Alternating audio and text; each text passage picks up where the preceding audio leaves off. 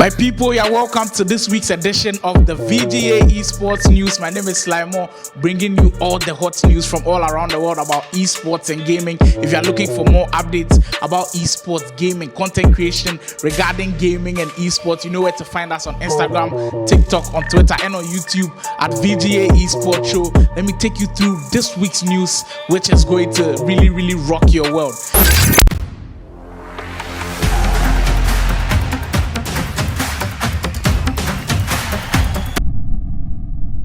The FIFA E-Club World Cup started last Thursday, and it took 4 days to complete, where all of the teams were put into 4 groups, 6 teams in each group, where 4 qualified into the knockout rounds. And what a tournament it was. I'll take you through the group stages, everything that happened, and we'll see how everything unfolded from there.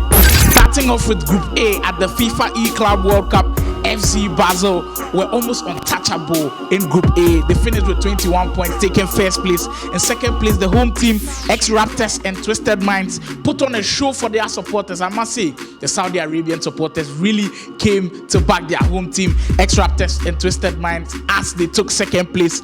And third place went to the UK boys, Nick Sneb and Ethan, managed to seal qualification into the knockout rounds, taking third place, as the battle for fourth place was where all the drama was. Mark 11 and Negdetron needed 2 or more goals against Fnatic to qualify, and everyone thought it was almost impossible with them coming up against Diogo and Tex. They managed to get a goal early in the game, but it seemed like all hope was lost till in the 90th minute, with virtually the last kick of the game, they finally managed to grab a goal to knock Fnatic, Tex and Diogo out. If I told you before the start of the tournament that Diogo and Tex would have been knocked out of the competition in the group stages, you would have probably said no, that was not going to happen. But that is what happened in the FIFA E-Club World Cup, which made Group A. Hollywood the lead by a goal to nil just before the 40th minute mark. Lovely step overs into an exit, and it is Hollywood the lead by a goal to nil against Fnatic. Yeah, added time of 2 minutes looks to be up, and it looks like Hollywood's E-Club World Cup could be up or not. What a moment that is! Group B was probably the only group where every team we expected to qualify actually qualified. In first place came Napoli Esports with 18 points. In second place, the duo of Olelito and Tech. Reminder, the EA Sports Cup champions grabbed second place and booked their spots in the round of 16. In third place came Crow MX with also 14 points. And in the last qualifying spots, the Italians Obrun and Virgil managed to grab the 4th and final spot for Team Exceed. Against the plan. Crow MX back on in.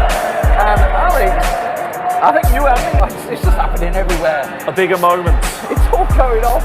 I mean, this is what you love groups, right? This is the end of groups. This is what you absolutely love about it. Well. Group C, which was considered the group of death, lived up to the hype as it produced a tight, contested group and delivered the biggest shock of the group stages. The only team that totally dominated Group C were first place RBLZ Gaming, as Anders and Omut put on a show for the fans, finishing strong with 23 points.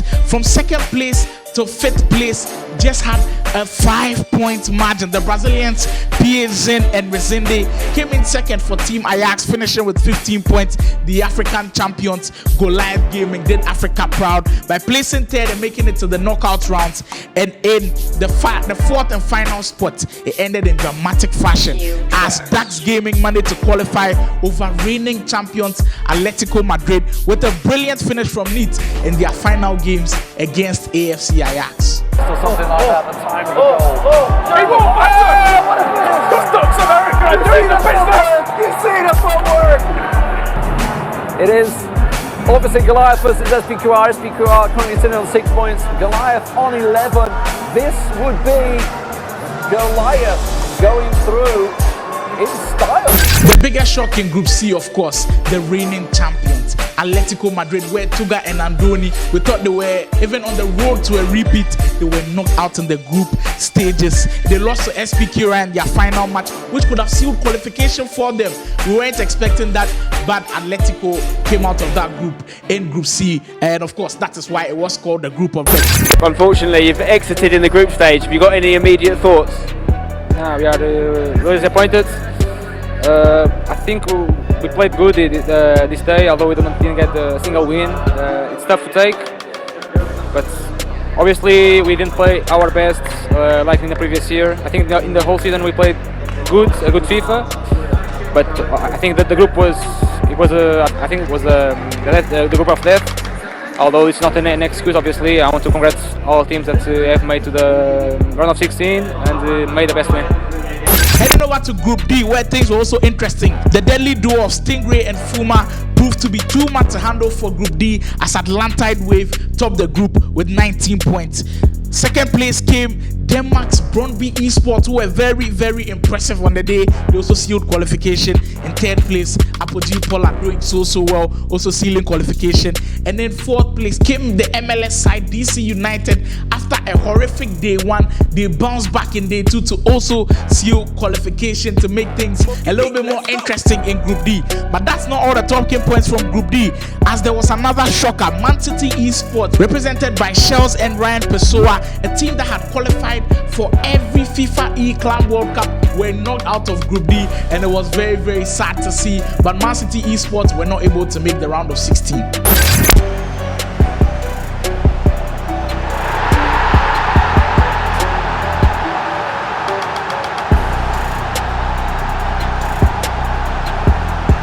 Shells, I know it's probably an emotional time for you, but was it nice to close out with a win at least?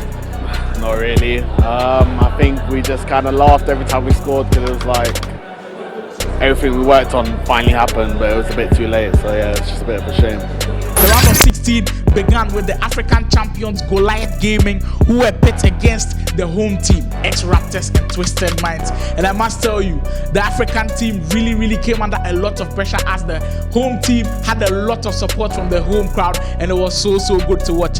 It proved to be a very tight contest, as after 2 legs of FIFA, the game had to be settled on penalties. Kaylan and Biz Bianchi even said in an interview that they couldn't hear each other speaking. It was so loud in there, but they managed to seal the victory and book a spot in the quarter-final of the FIFA E-Club World Cup.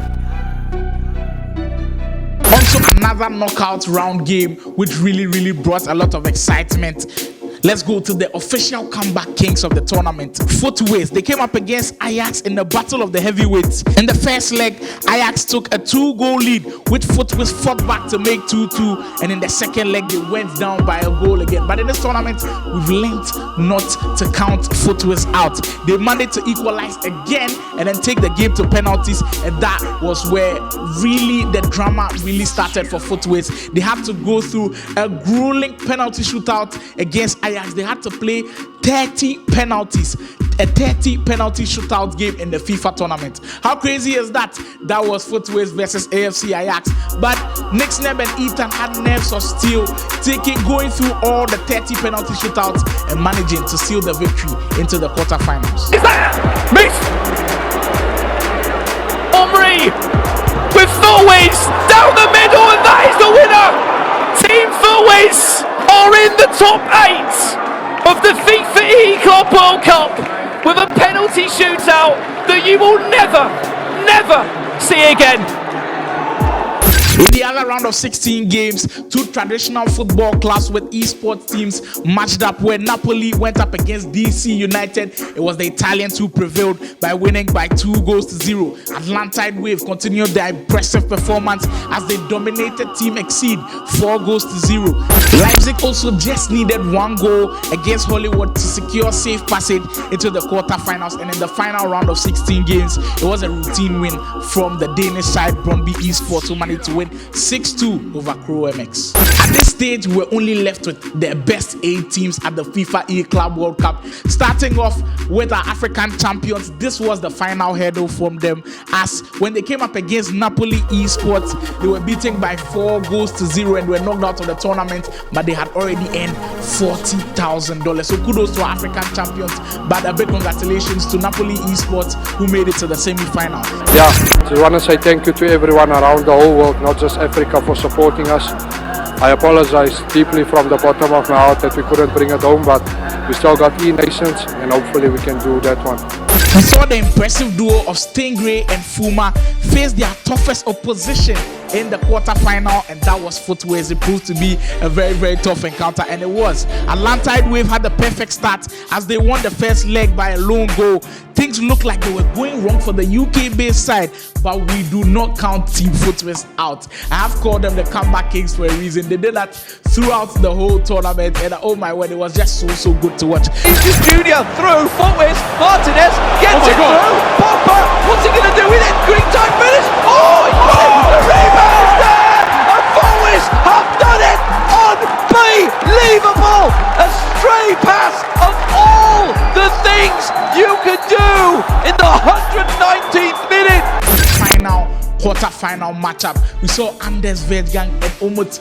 Their feathers were really ruffled in that game against Brøndby Esports. We thought it was going to be a walk in the park for them, but the Danish outfits really gave them a run for their money. In that final quarter-final game, Brøndby Esports shocked everyone, took a 2-goal lead in the first leg, and we knew the German boys had to step up. The RBLZ boys had to step up, and step up they did. In the second leg, they won by a whooping 5-1 to also seal their qualifications. We saw all the reactions from Anders Umut. As cool as he was, the RBLZ boys also made their way into the semi-final.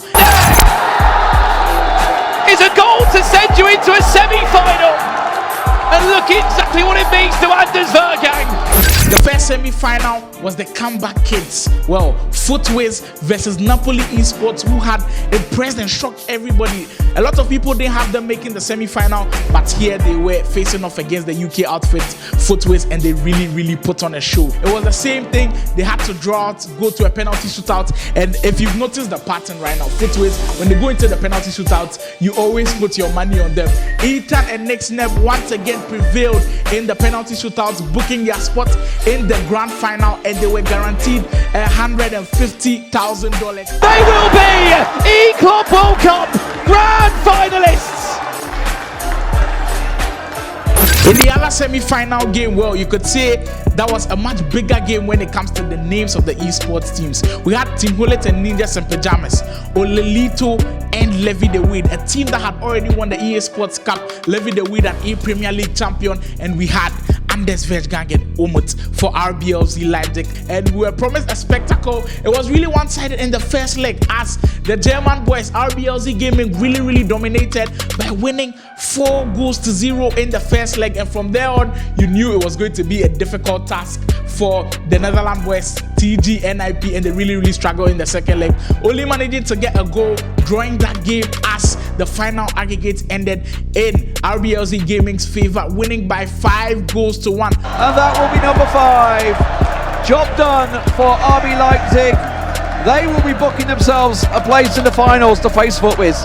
The moment now came for the top 2 teams at the Fifae Club World Cup to put on their best performance as they had a chance to walk away with $300,000. A really tough encounter, and it was a very difficult one to call. And I must say, they really put on a show for the fans. Let's delve straight into that game and how it went. In leg 1, RBLZ Gaming took the lead as always. They have a very fluid attack, and in almost every game they played, they scored a goal. Surely they were the top goal scorers at the tournament. They took the lead in the final, but Footways said they were not going to back down from that fight. They equalized in that one, but in the final score for the first leg, it was RBLZ Gaming who took advantage. They were leading by 2-1 after some series of errors from the Footways team in that first leg, and we headed into the second leg. In the second leg, that was the final 90 minutes for us to crown the FIFA E-Club World Cup champion, and RBLZ Gaming were poised to get their hands on the trophy. They started off hot, scoring the first goal again, the second leg,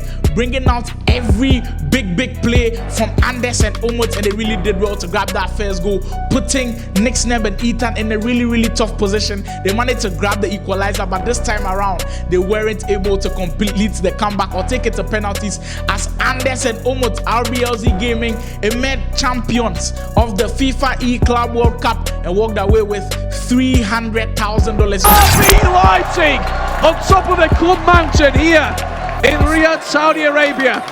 The champions of the FIFA E-Club World Cup 2023, RB Leipzig!